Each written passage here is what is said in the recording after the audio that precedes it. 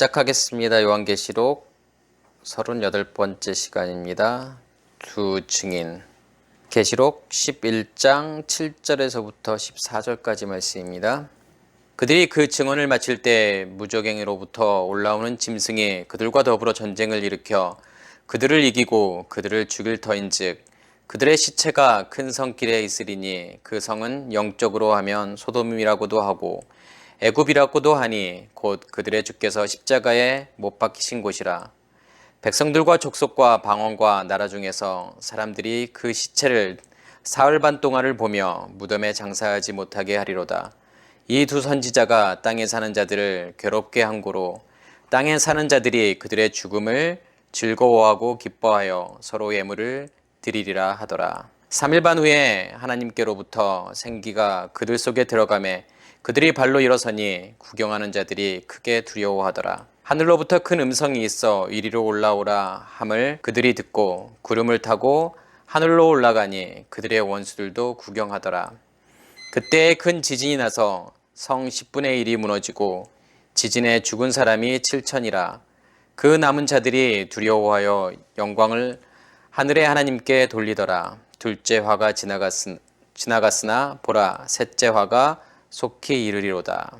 아멘. 지난 시간에 이어서 두 증인을 오늘 또 계속 말씀을 드리겠습니다. 지난 시간에 두 증인을 뭐라고 했죠? 누가 두 증인일까요? 모세이고 엘리야죠. 모세와 엘리야는 누구를 예표하죠? 누구를 상징하는 거죠? 예수를 상징하죠. 그래서 두 증인을 통해서 예수가 이 땅에 오셔서 그 예수의 죽음과 부활과 그리고 떠나가심, 그게 우리와 무슨 상관이 있는지, 무슨 관련이 있는지를 설명하는 거죠. 두 증인이죠.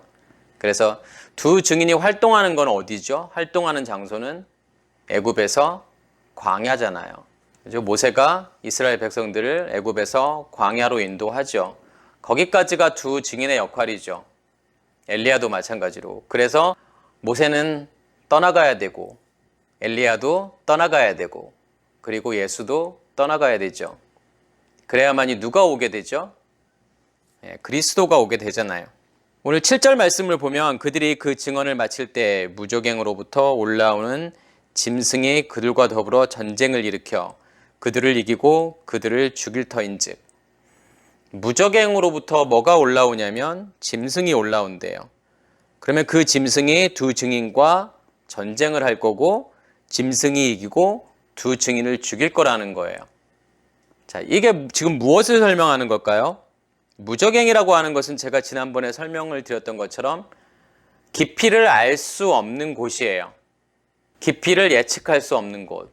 결국 뭘까요? 그게요? 무저갱이요? 뭘 이야기하는 거죠? 우리의 겉사람을 이야기하는 거고 우리 안에 깊이 감춰져 있는, 끝을 모르는, 깊이를 알 수 없는, 감추어져 있는 옛 의식이죠. 근데 거기서부터 올라오는 짐승이라고 하는 건 뭘 이야기하는 걸까요? 짐승이라고 하는 단어가 히브리어로는 하이라는 단어를 쓰죠. 하이라는 단어는 살아있는, 생존하는, 번영하는, 설익은, 날것의, 이런 뜻이 있죠. 그럼 짐승이라고 하는 게 뭘까요? 그 무저갱으로부터 올라오는 짐승. 짐승이라고 하는 것은 어떤 짐승들이 있죠? 성경에 보면 다섯째 날에 바다 짐승들이 있죠. 그리고 여섯째 날에는 땅의 짐승이 있어요. 그러면 바다 짐승이라고 하는 것은, 바다라고 하는 것은 어떤 물이죠? 아랫물이잖아요. 아랫물이라고 하는 것은 율법이잖아요. 그러니까 율법의 안에 있는 상태. 그리고 땅의 짐승이라고 하는 것은, 땅이라고 하는 것은 어떤 영역이죠? 하늘이라고 하는 것이 하나님의 영역이고 땅이라고 하는 것은 우리의 영역이죠. 우리의 겉사람의 영역인 거고 우리의 옛 의식이 지배하고 있는 범위, 영역, 그것을 땅이라고 하죠. 그리고 성경은 결국은 무엇이 되는 것이 지금 성경이 말하고 싶은 걸까요? 복음일까요? 하늘이라고 하는 것이 하나님의 영역이기 때문에 우리 안에 무엇을 만드시는 거냐면 하나님의 영역을 만드시는 거잖아요. 그것을 위해서 예수 그리스도께서 이 땅에 오신 거죠. 그걸 위해서 성령을 우리에게 보내시는 거잖아요. 그래서 예수 그리스도를 통해서 우리의 마음 땅에 불이 떨어지게 되고 불이 타게 되고 그 다음에 지성소에 성령이 임하게 되잖아요. 그렇다고 하는 것은 무엇을 의미하는 거냐면 하늘이 우리 안에 만들어졌다라는 거죠. 하나님의 영역이 우리 안에 만들어진 거고 결국은 그 하나님의 영역을 통해서 땅이라고 하는 우리의 영역을 무엇으로 만들어 버리는 거냐면 하늘로 만들어 버리는 거잖아요. 그게 복음이죠. 그게 사실은 전부란 말이에요. 그렇기 때문에 여기서 무저갱으로부터 올라오는 이 짐승이라고 하는 것은 어떤 상태를 이야기하는 거냐면 우리의 겉사람의 상태잖아요. 그리고 이 짐승이 두 증인과 전쟁을 할 거고 짐승이 어떻게 될 거냐면 이길 거라는 거예요. 그러면 두 증인은 어떻게 되죠? 죽을 거라는 거예요. 그러면 이 전쟁이라고 하는 것은 어떤 전쟁을 이야기하는 걸까요? 두 증인과 짐승 간의 전쟁은 진리와 비진리의 전쟁이잖아요. 자, 예수가 십자가에 못 박힌다라고 하는 것은 어떤 의미가 있을까요? 누가 예수를 십자가에 못 박았을까요? 제가 지난번에도 설명을 드렸죠. 누구죠? 로마 병사인가요? 유대인인가요? 바리새인인가요? 아니면 대제사장인가요? 그렇지 않죠. 예수를 십자가로 밀어낸 것은, 십자가 위에 달리게 한 것은 무엇가요? 우리의 겉사람이요. 비진리가요. 예수를 십자가로 밀어내는 거잖아요. 이게 전쟁이라니까요. 그래서 우리도 착각하면 안 되는 게 뭐냐면 그 누가 예수를 죽인 게 아니란 말이에요. 누가 예수를 죽일 수밖에 없냐면 우리의 겉사람이 예수를 죽일 수밖에 없는 거예요. 그런데 문제는 뭐냐면 거기에 머물러 있으면 안 돼요. 그러니까 애굽에서는 누가 죽게 되죠? 예수가 죽게 되잖아요. 그러면 죽고 어떻게 해야 되는 거죠? 거기서 나와야 되는 거예요. 그러니까 그 다음 구절이 그것을 설명하고 있죠. 그렇게 되고 그들의 시체가 지금 어디에 있는 거예요? 8절에 보면 그들의 시체가 큰 성 길에 있으리니 그 성은 영적으로 하면 소돔이라고도 하고 애굽이라고도 하니 곧 그들의 주께서 십자가에 못 박히신 곳이라. 그 시체가 지금 어디에 있는 거냐면 큰 성 길에 있대요. 그런데 여기서 말하는 큰 성이라고 하는 것은 어떤 의미가 있을까요? 하이르, 하그돌라. 그러면 이르라고 하는 이 성은 어떤 공간이죠, 지금요? 옛날 사람들이 성을 왜 만들었죠? 자기의 영역을 만들기 위한 거잖아요. 자기의 영역을 확보히 하기 위한 거잖아요. 그러기 위해서 성을 만들었잖아요. 성벽을 만들고. 그 안에 사람들이 모여 살잖아요. 그러면 왜 그들의 시체가 이 큰 길 성에 있을까요? 여기는 소돔이고 여기는 애굽이잖아요. 이 애굽이라는 곳은 제가 아까 설명을 드렸던 것처럼 어떤 곳이죠? 율법이잖아요. 아랫물이 지배하고 있는 세상이잖아요. 옛 의식이 지배하고 있는 세상이잖아요. 거기에서의 예수의 죽음이라고 하는 건 뭐죠? 의식이 깨어지는 거잖아요. 성경은 그것을 무엇이라고 이야기하냐면 회개라고 이야기를 하죠. 그러면 그 회개가 일어났으면, 그 의식이 깨어졌으면 어떻게 해야 되는 거냐면 우리는 거기서 나와야 되잖아요. 그럼 거기서 나오지 못하면 어떻게 되는 거죠? 여전히 우리는 그 이르에 갇혀져 있는 거잖아요. 옛 의식의 그 범위 안에서, 그 테리토리 안에서 그냥 우리는 살고 있는 거잖아요. 그러면 예수의 십자가가, 예수의 죽음이 거기에 있다, 예수의 시체가 거기에 있다라고 하는 것은 어떤 의미가 있어요? 그 예수의 십자가의 죽음이 나의 죽음이 되지 못했다라는 거잖아요. 그렇기 때문에 거기서 못 나오는 거잖아요. 그냥 예수의 십자가, 그 죽음이 어디에 머물러 있는 거냐면 그냥 애굽 땅에 머물러 있는 거죠. 소돔에 머물러 있는 거고 또 큰 성에 그냥 머물러 있는 거란 말이에요. 그게 뭘까요? 그러면요. 그게 종교지요. 종교라는 것은 결국은 뭘까요? 자기들 나름대로의 뭘 만드는 거예요. 성을 만들어 놓는 거잖아요. 율법이라는 게 뭘까요? 율법도 마찬가지죠. 자기들 나름대로의 어떤 규칙을 만들어 놓잖아요. 이것들은 해야 될 것들, 지켜야 될 것들. 이것들은 절대로 하면 안 되는 것들. 그리고 거기서 벗어나면 안 돼요. 항상 그 안에 있어야 돼요. 그게 율법이고 그게 종교란 말이에요. 그러니까 우리는 뭐냐면 그것을 깨달으셔야 돼요. 아, 그게 우리의 겉사람이구나. 그게 우리의 옛 의식이구나라는 것을 깨달으셔야 돼요. 그래야만이 어디에서 나올 수 있냐면 거기에서 나올 수 있어요. 애굽에서 나올 수 있어요. 그 애굽에서 나오지 못하면 여전히 예수는 어디에 지금 존재하고 있는 거죠? 그 예수의 시체는 어디에 존재하고 있는 거죠? 예수의 죽음은 어디에 존재하고 있는 거죠? 여전히 애굽 안에 존재하고 있다라는 거예요. 9절에 보면 백성들과 족속과 방언과 나라 중에서 사람들이 그 시체를 사흘 반 동안을 보며 무덤에 장사하지 못하게 하리로다. 여기서 나오는 이 사람들은 어떤 사람들을 이야기하는 걸까요? 백성들과 족속과 방언과 나라 중에서의 이 사람들. 이 사람들이 결국은 그 시체를 무덤에 장사하지 못하게 한다라는 거잖아요. 그럼 무덤에 장사한다라고 하는 것은 어떤 의미가 있을까요? 무덤이 뭐죠? 무덤은 어떤 곳이죠? 지금 위에서부터 계속 뭘 설명하는 거냐면 예수의 십자가의 죽음이 너의 죽음이 되어야 돼. 예수의 십자가의 죽음이 너의 죽음이 되지 못하면 예수는 여전히 어디에 존재하는 거냐면 애굽에 존재하는 거야. 너희가 그 시체를 그냥 바라만 보고 있는 거야. 그 시체가 예수의 죽음이 너의 죽음이 되어서 그 예수의 시체가 어디에 장사가 되어야 되냐면 어디에 존재하게 되어야 되냐면 무덤에 존재하게 해야 되라는 거예요. 무덤은 어떤 곳이에요? 우리가 죽는 곳이잖아요. 죽지 못하고 있으면 우리는 여전히 시체를 바라보고 있는 거고 그 시체를 장사하지 못하고 있는 거라는 거예요. 그럼 여기서 나오는 사람들은 어떤 사람들이에요? 백성과 족속과 방언과 나라라고 이렇게 번역을 했잖아요. 그럼 이 백성은 어떤 백성인 거죠? 암, 히브리어로요. 이 암이라고 하는 단어는 백성이라는 뜻도 있고 어떤 뜻이냐면 무리라는 뜻도 있어요. 예수님 당시에 정말 많은 사람들이 예수님을 따라다녔잖아요. 그들을 향해서 성경은 무엇이라고 이야기하죠? 무리라고 이야기하잖아요. 왜 무리라고 할까요? 그들을 향해서요. 그들은 지금 무엇을 위해서 예수를 쫓아가죠? 무엇을 보고서 예수를 쫓아가죠? 보이는 것을 보고 예수를 쫓아가잖아요. 그 예수를 따라가면 그 예수를 통해서 내가 무언가를 얻을 수 있겠지. 병도 고치고 먹을 것도 먹게 되고. 그들이 원하는 게 뭐예요? 자기의 만족이잖아요. 내가 이 땅을 살아가면서 예수를 통해서 뭔가를 얻으려고 하고 누리려고 하는 것들이잖아요. 우리도 마찬가지예요. 여전히 내가 예수를 믿는 이유가 그것을 위한 거라면 내가 이 땅에서 예수를 잘 믿고 여기에서 잘 먹고 잘 살고 번영을 누리다가 죽어서 천국 가서 더 잘 먹고 더 잘 살겠다. 그러한 생각으로 내가 예수를 믿고 있다 그러면 나는 어떠한 존재일까요? 그러면요. 백성일까요? 하나님의 백성일까요? 아니죠.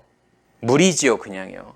그래서 이 무리라고 하는 암이라고 하는 단어는 암암에서 온 단어예요. 근데 암암이라는 단어가 합치다, 감추다, 깨닫지 못하다, 가리우다, 빛을 잃다라는 거예요. 합치다라는 뜻도 있어요. 왜요? 진짜 백성이 될 수도 있으니까요. 누구의 백성이 될 수 있는 거죠? 하나님의 백성이 될 수 있어요. 누구와 연합하게 되면, 하나님과 연합하게 되면. 그래서 아까 제가 암암이라는 단어가 합치다라는 뜻이 있다고 했잖아요. 연합이잖아요. 그리스도와의 연합을 통해서 누구의 백성이 되는 거예요? 하나님의 백성이 되는 거잖아요. 그럴 수도 있고 그냥 무리에 머무른다 그러면 무리는 어떤 사람들이죠? 아까 제가 암암이 감추다, 깨닫지 못하다, 가리우다.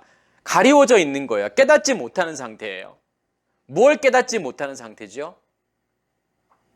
진리를 깨닫지 못하는 상태잖아요. 복음을 깨닫지 못하는 상태잖아요. 그러면 그냥 무리라니까요. 그 백성들이 무엇을 이루는 거죠, 지금요? 족속을 이루게 되잖아요. 필레. 이 필레라는 단어가 지파 족속이에요. 그리고 피오, 자라다, 나오다라는 거예요. 그러면 이 무리가 뭐가 되는 거예요? 여러 가지 가지가 되어서 지파와 족속으로 이렇게 나오게 되잖아요. 자라게 되잖아요. 그리고 지금 여기서 방언이라고 하는 이 단어는 글로사라는 단어를 쓰죠.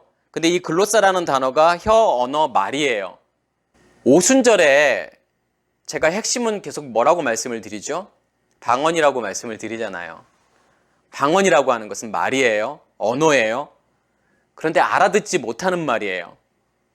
율법 안에 있으면 진리를 우리는 알 수도 없고 깨달을 수도 없잖아요. 하나님의 말씀은 그럼 뭐가 되죠? 우리에게는요? 방언이 되잖아요. 다시 말해서 하나님의 말씀은 우리에게 뭐가 되죠? 비유가 되잖아요. 비유라는 건 뭐죠? 하나님의 말씀이 비유라는 소리는 하나님의 말씀이 가려워져 있다는 거잖아요. 내가 하나님의 말씀을 깨닫지 못하는 상태잖아요. 그게 방언이라니까요. 언어란 말이에요. 무리들이 지파를 형성한다라고 하는 것은 그 무리들이 가지를 치게 되잖아요. 더 많아지게 되잖아요. 그럼 뭘 만들게 되죠? 언어를 만들게 되잖아요. 지금 인류가 이렇게 번성할 수 있었던 이유가 뭘까요? 과학기술이 발달하고 사람들이 연합하고 그래서 연합해서 어떠한 일들을 더 많은 일들을 하게 되고 했던 이유가 뭘까요? 뭐가 그런 역할들을 했죠? 언어가요. 언어가 만들어지면서 언어라는 것이 생기게 되면서 사람들은 더 단결하게 되죠. 그리고 문화라고 하는 것이 급속도로 발달하게 되잖아요. 백성이 되고 족속이 되고 언어가 된다라고 하는 것은 어떤 의미가 있냐면 사람들이 그 율법이라는 테두리 안에서 더 단단하게 연합하는 상태잖아요. 그리고 뭘 만드는 거냐면 나라를 만드는 거잖아요. 근데 이 나라라고 하는 것은 이 고이라고 하는 단어는 백성, 군중, 또 이방이라는 뜻이 있어요. 어원 자체가 어떤 의미가 있냐면 한 덩어리가 되다라는 거예요. 우리가 가려워져 있으면 우리가 율법의 상태에 있으면 그 안에서 우리는 어떻게 되는 거냐면 한 덩어리가 되는 거죠. 더 단단해지잖아요. 그게 종교잖아요. 자기 자신들의 언어를 만들잖아요. 그죠? 자기 자신의 언어를 만든다라고 하는 것은 뭐죠? 규칙을 만드는 거잖아요. 자기 나름대로의 해석을 하는 거잖아요. 무엇을 해석하는 거죠? 하나님의 말씀을 가져와서 그 말씀을 해석하는 거잖아요. 그러면서 뭐라고 말하죠? 이게 정답이야 라고 말하잖아요. 믿음은 이거야. 신앙이라고 하는 건 이거야. 예배라고 하는 것은 이거야. 예수 그리스도를 믿는다라고 하는 것은 이거야. 복음이라고 하는 것은 이것이야 라고 계속 이야기를 하잖아요. 그게 언어란 말이에요. 언어로 무엇을 하는 거냐면 체계화를 시키잖아요. 무엇을요? 하나님을요. 하나님의 말씀을요. 그게 종교란 말이에요. 그래서 여기에 사람들은 백성과 족속과 방언과 나라 중에 이 사람들이라고 하는 것은 결국은 뭘 이야기하는 거죠? 우리의 겉사람을 이야기하는 거잖아요. 우리의 의식이 어디의 상태에 있는, 애굽의 상태에 있는, 율법의 상태에 있는 우리의 겉사람. 그들이 뭘 하지 못하게 만드는 거예요. 무덤에 장사하지 못하게 만드는 거예요. 누구를요? 예수를요. 우리는 예수와 함께 십자가에 죽고 그 예수를 어디에 장사하고 나와야 되죠? 그 예수를 애굽에 장사하고 애굽에서 나와야 되는 거예요. 그 예수를 소돔에 장사하고 나와야 되는 거예요. 큰 성에 장사하고 그 큰 성에서 나와야 돼요. 그렇지 않으면 우리의 모습은 어떤 모습이냐면 그래 예수 죽었네. 그냥 그 시체만 바라보고 있는 거란 말이에요. 그 시체를 바라보면서 그냥 슬퍼도 할 수 있잖아요. 예수 그리스도의 십자가를 상상하면서 우리는 눈물도 흘릴 수 있단 말이에요. 그렇지만 그게 복음일까요? 그게 복음이 아니란 말이에요. 진짜 복음이라고 하는 것은 뭐냐면 거기서 나오라는 거예요. 그래야 예수의 죽음이 너의 죽음이 되는 거야. 거기서 나오는 것이 너희가 예수를 장사하는 거야. 무덤에 넣는 거야. 무덤으로 보내는 거야. 왜? 거기는 죽어야 되는 곳이니까. 죽음의 장소니까. 근데 우리는 지금까지 어떻게 살았냐면 그냥 그렇게 살았다라는 거예요. 이게 너희의 모습이었고 이게 지금 종교의 모습이야. 이게 율법의 모습이야. 라고 하는 것을 지금 말씀을 통해서 가르쳐 주는 거죠. 그 누구가 아니란 말이에요. 예수를 죽인 사람이 그 누구가 아니에요. 예수의 시체를 큰 성 길에다가 놓고서 장사하지 못하게 하는 사람들이 유대인이 아니라니까요. 예수 안 믿는 사람들이 아니라니까요. 예수를 핍박하는 사람들이 아니란 말이에요. 우리의 모습이란 말이에요. 우리 자신이라니까요. 우리의 겉사람의 모습이라니까요. 그게요. 그것을 깨달으셔야 돼요. 그래서 땅에 사는 자들이 그들의 죽음을 즐거워하고 기뻐하잖아요. 그리고 예물을 서로 교환하잖아요. 그 말은 무슨 말이에요? 똑같은 이야기죠. 땅에 사는 자들은 어떤 자들이 땅에 사는 자들이에요? 우리의 의식이 어디에 존재하고 있는 사람들이죠? 땅에 존재하고 있는 사람들이잖아요. 하나님의 영역이 아니라 우리들의 영역을 만들어 놓고 우리의 영역이 존재하는 그곳에 사는 사람들이 땅에 거하는 자들이잖아요. 땅에 사는 자들이잖아요. 그들이 죽음을 즐거워하고 기뻐한대요. 왜 그럴까요? 그들이 뭘 계속 이야기했죠? 비진리를 계속 이야기했잖아요. 어두움을 계속 이야기했잖아요. 이건 어둠이야. 이건 율법이야. 이건 비진리야. 우리의 겉사람은 뭘 싫어하죠? 진리를 싫어하잖아요. 왜요? 우리의 겉사람은 어디에 계속 머무르고 싶어 하죠? 그 애굽에 머무르고 싶어 하잖아요. 그게 좋아 보이니까요. 그게 화려해 보이니까요. 안전해 보이니까요. 우리도요. 종교 안에 있으면 거기가 안전하다고 생각하잖아요. 거기서 나가면 불안해하죠. 11절에 보면 3일 반 후에 하나님께로부터 생기가 그들 속에 들어가매 그들이 발로 일어나서 구경하는 자들이 크게 두려워하더라. 자, 3일 반 후에 하나님으로부터 뭐가 그들 속에 들어가게 되냐면 생기가 그들 속에 들어가죠. 자, 지금 누구의 모습을 제가 설명한다고 그랬죠? 예수 그리스도의 모습이잖아요. 예수 그리스도의 십자가의 죽음과 예수 그리스도의 부활과 예수 그리스도의 떠나가심이잖아요. 그런데 그게 나와 무슨 상관이 있는지를 보여주는 거잖아요. 그러니까 예수의 십자가의 죽음이 나와 상관이 있다라고 하는 것은 뭐죠? 내 안에 뭐가 일어난 거예요, 지금요? 회개가 일어났다라는 거잖아요.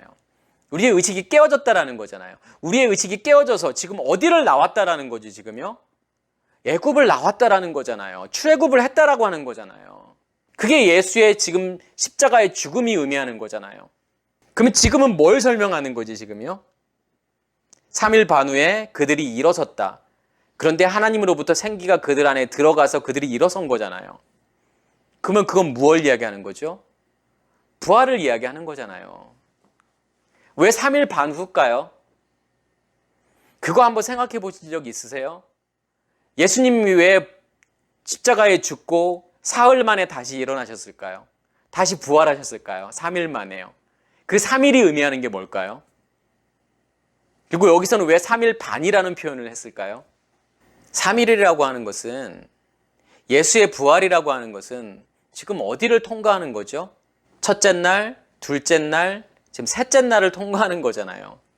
예수의 십자가의 죽음을 통해서 우리에겐 뭐가 시작이 되는 거죠?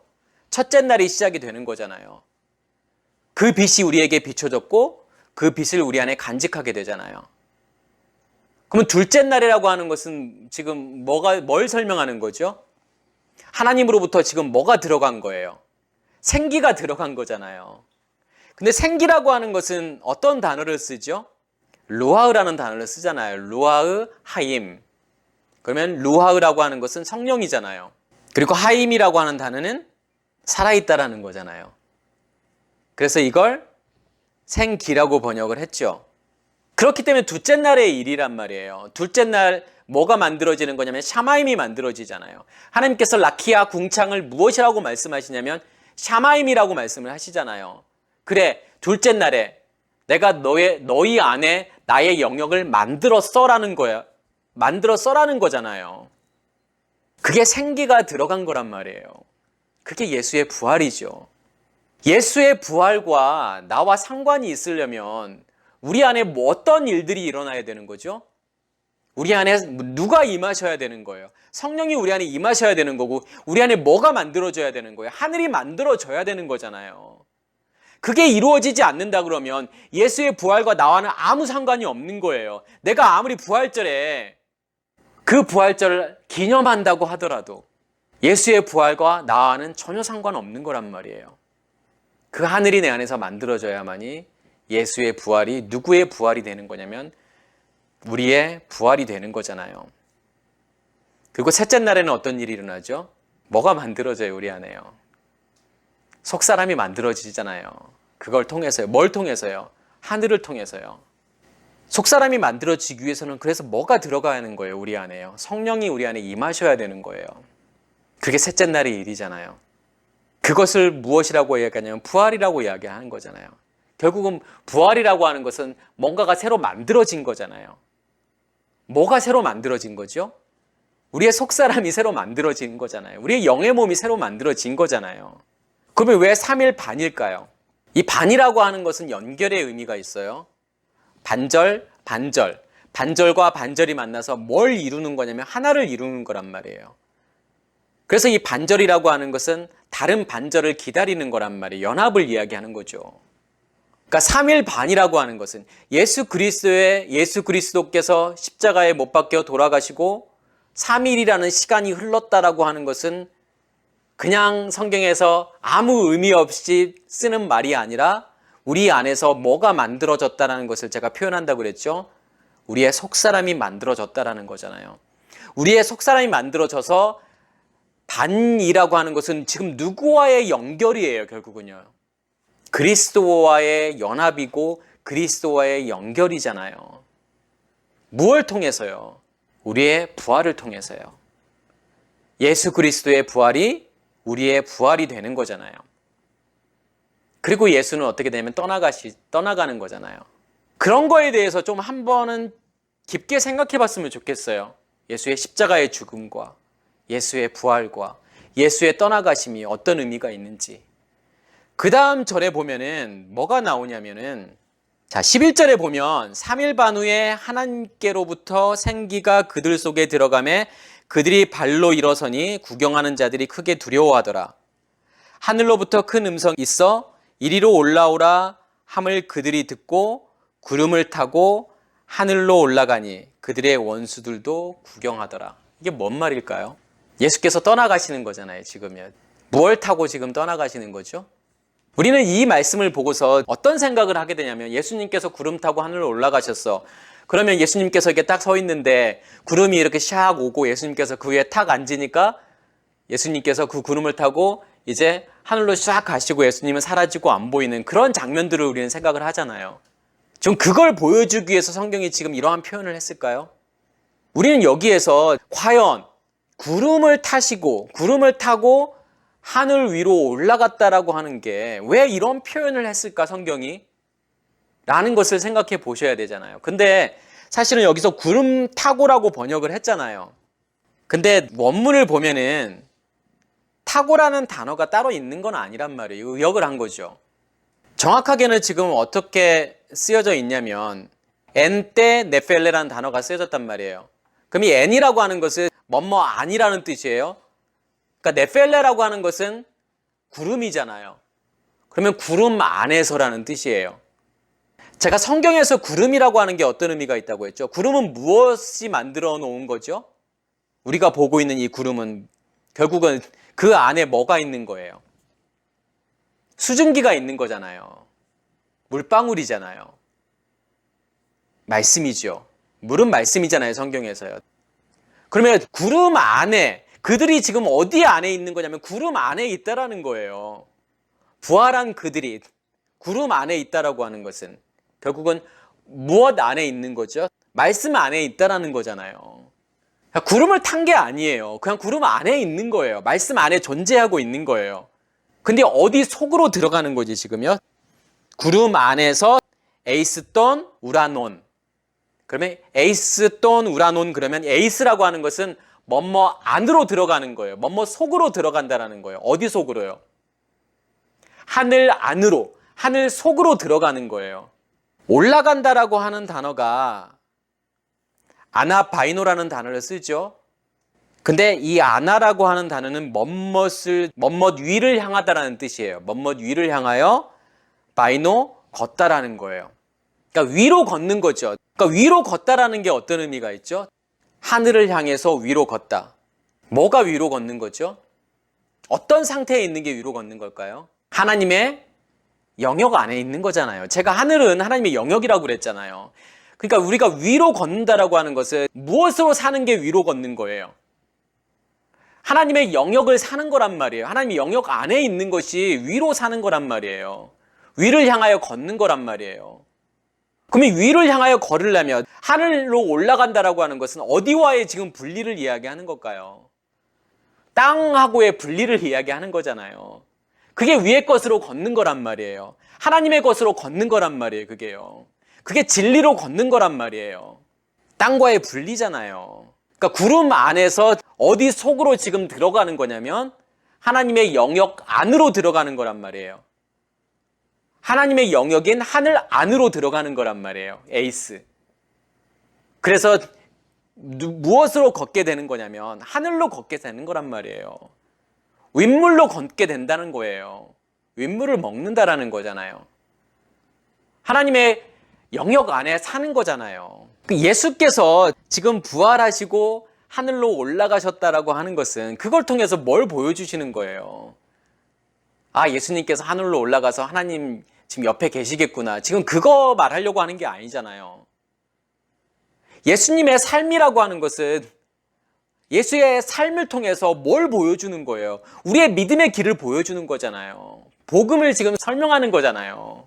그러면 예수의 십자가의 죽음이 우리의 죽음이 되었다라고 하는 것은 출애굽을 의미하는 거라고 말씀을 드렸잖아요. 그리고 예수의 부활이 우리의 부활이 된다라고 하는 것은 우리 안에 뭐가 만들어졌다라고 제가 말씀을 드렸죠. 하늘이 만들어지고 우리 안에 속사람이 만들어졌다고 했잖아요. 그러면 어디와의 분리가 일어날까요? 겉사람과의 분리가 일어나잖아요. 속사람이 만들어졌기 때문에요. 그러면 겉사람과의 분리라고 하는 것은 속사람은 어디를 살게 돼요? 하늘을 살게 되잖아요. 우리의 겉사람은요, 땅을 살게 되잖아요. 그래서 속사람이 겉사람과 분리가 되는 거고 하늘과 땅이 분리가 일어나게 되는 거예요. 그게 예수의 승천이란 말이에요. 예수께서 하늘로 올라가시는 사건이에요. 그게요. 그걸 통해서 우리에게 뭘 보여주시는 거냐면 이제 너희가 속사람이 겉사람과 분리가 되었어. 분리가 일어났어. 이제 너희는 겉사람으로 사는 존재가 아니라 겉사람을 인식하며 살아가는 존재가 아니라 윗것을, 위의 것을, 하나님의 것을 인식하면서 하나님을 인식하면서 살아가는 존재들이야 라는 것을 보여주는 거란 말이에요. 그게요. 자, 그리고 난 다음에 13절에 보면 그때에 큰 지진이 일어나서 성 10분의 1이 무너지고 지진에 죽은 사람이 7천이래요. 그 남은 자들이 두려워하여 영광을 하늘의 하나님께 돌리더라. 자, 지진이 일어났다라고 하는 것은 지진이라는 이 단어는 소동이라는 뜻이에요. 그러니까 우리 안에서 지진이 일어났다라고 하는 것은 지금 어떤 의미가 있을까요? 무엇의 변화죠, 이게요? 우리의 의식의 변화잖아요, 그게요. 흔들리는 거잖아요. 소동이잖아요. 움직임이잖아요. 뭐가 계속 지금 변하고 있는 거예요, 지금요. 심하게 변하고 있는 거죠. 우리의 의식이요. 무엇을 살기 때문에요? 우리 안에 뭐가 만들어졌기 때문에요? 속사람이 만들어졌기 때문에요. 거기서부터는 정말 급격한 의식의 변화가 일어난단 말이에요. 성 10분의 1이 무너졌대요. 아까 이 성이라고 하는 것은 이르잖아요. 10분의 1이라고 하는 것은 단순하게 10개 중에 하나를 의미하는 게 아니란 말이에요. 우리도 10계명이라고 하는 것은 뭐죠? 10을 하나로라는 뜻이잖아요. 이 하나라고 하는 것은 10개를 대표하는 하나예요. 10개를 포함하고 있는 그 하나란 말이에요. 성의 10분의 1이 무너졌다라고 하는 것은 어떤 의미가 있냐면 이 하나는 10분의 1은 전체를 이야기하는 거란 말이에요. 전체가 무너질 것을 이야기하는 거예요. 하나를 통해서요. 지진이 일어나서 의식이 바뀌게 되면 그것을 시작으로 해서 어떻게 된다는 거죠? 전체가 무너질 거라는 것을 설명하는 거란 말이에요. 7,000명의 사람들이 죽었대요. 이 7이라고 하는 것은 제가 숫자 값이 있다고 그랬죠. 알레프, 베이트, 기멜, 달렛. 그럼 7이라고 하는 것은 자인이에요. 자인이라고 하는 것은 끊어내다라는 뜻이에요. 뭘 끊어내기 시작한 거죠? 그때부터요. 뭐가 끊어지기 시작하는 거예요? 지진이 일어나고 성이 10분의 1이 무너졌다라고 하는 것은 무엇이 끊어지는 거지 지금요? 우리의 겉사람이 끊어지기 시작하는 거잖아요. 끊어지는 때잖아요 지금요. 그게 7천의 사람들의 죽음이라니까요. 남은 자들이 하나님께 영광을 돌린대요. 우리의 겉사람이 지금 어떻게 되면 이 이르가 설명하는 것은 우리의 겉사람이잖아요. 우리의 겉사람이 무너지는 거잖아요. 그리고 우리의 겉사람의 죽음을 이야기하는 거라면 이 남아있는 자들은 지금 무엇을 이야기하는 거죠? 우리의 속사람을 이야기하는 거잖아요. 그 남은 자들이 하나님께 영광을 돌린대요. 뭐가 영광이죠? 제가 계속 말씀을 드리죠. 무엇이 영광이죠? 영광을 한마디로 뭐라고 말할 수 있죠? 죽음이라고 말할 수 있죠. 어떻게 하나님을 영광을 돌려야 되죠? 내가 유명한 사람이 되어야 되나요? 그게 하나님께 영광을 돌리는 건가요? 나 예수 믿어요. 이렇게 말하는 게 하나님께 영광일까요? 그렇지 않다니까요. 우리의 겉사람의 죽음이 하나님의 영광이란 말이에요. 죽은 만큼 누가 드러나게 돼요? 우리가 죽은 만큼, 우리의 겉사람이 죽은 만큼 하나님께서 드러나게 되잖아요. 우리의 속사람이 드러나게 되잖아요. 그게 하나님께 영광을 돌리는 거란 말이에요. 그게 하나님께 영광이에요. 하나님께 영광을 돌리고 싶으시면 어떻게 하셔야 되냐면 죽어야 돼요. 빨리 죽어야 되죠. 누가요? 우리의 겉사람이요. 그게 하나님께 영광을 돌리는 길이에요. 뭐 열심히 해서 유명해지고 돈 많이 벌고 그걸 통해서 하나님께 영광 돌리려고 하지 마세요. 그건 하나님께 영광 아니에요. 둘째 화는 지나갔으니 셋째 화가 속히 이르리라. 첫 번째 화, 지금 두 번째 화, 세 번째 화를 설명하는 거잖아요. 첫 번째 화는 어떨 때 지금 나오죠? 다섯 번째 나팔을 불었을 때 첫 번째 화가 지나갔다라고 이야기하잖아요. 다섯 번째 화는 어떤 내용들이 나오죠? 무저갱이 나오잖아요. 무저갱에서부터 뭐가 나오냐면 황충이 나오잖아요. 메뚜기가 나오잖아요. 그 말은 무슨 말일까요? 첫 번째 화, 여기서 두 번째 화, 세 번째 화가 의미하는 게 뭐예요? 첫 번째 화는요. 멸망이잖아요. 화는요. 재앙이잖아요. 뭐가 재앙이죠? 우리가 어려움 당하는 게 재앙인가요? 외부적인 환경에 의해서 우리가 고난받는 게, 핍박받는 게 그게 재앙일까요? 성경에서의 화라고 하는 것은, 재앙이라고 하는 것은 무엇의 죽음을 이야기하는 거냐면 우리의 겉사람의 죽음을 이야기하는 거죠. 첫 번째 화는요. 무저갱으로부터 우리의 겉사람들이 드러나는 거잖아요. 그게 화라니까요. 두 번째 화는요. 지금 무엇을 설명하고 있었죠? 오늘 말씀은요. 무엇을 인식하는 거예요? 우리 겉사람을 인식하는 거잖아요. 드러나고 인식하는 거. 첫 번째 화는 드러나는 거고 두 번째 화는 인식하는 거잖아요. 그것을 깨닫는 거잖아요. 우리가요. 예수님의 무엇을 통해서요? 십자가의 죽음과 부활과 떠나가심을 통해서 하늘을 걷는다고 하는 것은, 위의 것으로 걷는다라고 하는 것은 결국은 내가 무엇과의 분리라고 했죠, 아까요? 겉사람과의 분리잖아요. 겉사람과 분리가 일어났다라고 하는 것은 그때서야 비로소 겉사람을 보는 거잖아요. 그 전에는 왜 겉사람을 못 봤을까요? 분리가 일어나지 않았기 때문에요. 겉사람과 속사람이 하나 되어 있었기 때문에요. 겉사람을 못 보는 거란 말이에요. 근데 겉사람과 속사람이 분리되기 시작하면서 우리는 무엇을 보게 되는 거냐면 우리의 겉사람을 보게 되는 거란 말이에요. 그게 하늘을 걷는 거예요. 위의 것으로 걷는 거예요. 그게요. 그게 넷째 날을 사는 거란 말이에요. 그게 오순절이에요. 우리에게요. 세 번째 화는 뭘까요? 드러나고 인식하고 해결받는 거잖아요. 그럼 뭘 통해서요? 다음 시간에 일곱 대접 사건을 통해서요. 우리가 화를 받는 거잖아요. 화를 당하는 거잖아요. 뭘 하기 위해서 일곱 대접에 그 심판을 받는 거죠. 우리가요. 하나님께서 왜 우리에게 일곱 대접의 심판을 주시는 거죠? 그 목적이 뭐예요? 해결하시려고요. 그래야만이 우리 안에서 뭐가 이루어지니까요. 새 예루살렘 성전이 이루어지니까요. 샬롬이 이루어지는 거잖아요. 안식이 이루어지는 거잖아요. 화평이 이루어지는 거잖아요. 이런 과정들을 지나지 않으면 절대로 안식이 이루어질 수 없다니까요. 새 예루살렘 성이 이루어질 수 없단 말이에요. 다시 한번 그걸 생각해 봤으면 좋겠어요. 예수의 십자가의 죽음과 부활과 예수의 떠나가심과 다시 오심이 나와 무슨 관련이 있을까? 왜 그것이 복음일까? 그러한 일들이 실제로 내 안에서 일어나야 된다는 사실이잖아요. 그렇지 않으면 예수 그리스도와 나와는 전혀 상관없는 거죠. 예수의 죽음이 그냥 어디에 머물러 있는 거죠? 애굽에 머물러 있는 거란 말이에요. 큰 성 길에 그냥 머물러 있는 거란 말이에요. 그 성에 머물러 있는 거란 말이에요.